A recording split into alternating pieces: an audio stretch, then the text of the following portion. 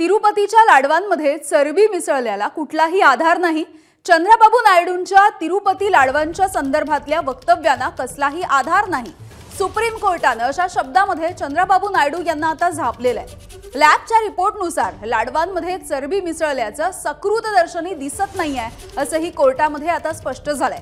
पुढील तपास राज्य एसआयटीने करायचा आहे की अन्य कोणी, हे आता केंद्राने सांगावं, असं सुद्धा कोर्टाने म्हटलेलं आहे।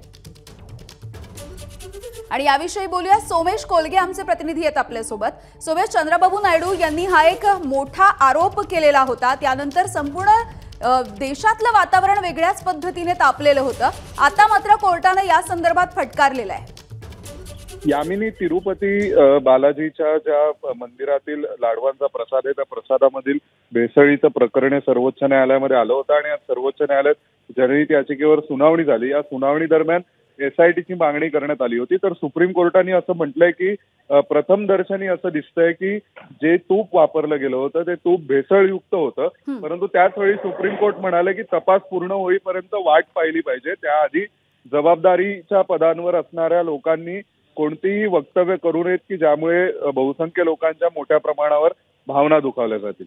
यामिनी, अगदी धन्यवाद सोमेश या माहितीसाठी। एबीपी माझा, उघडा डोळे बघा नीट।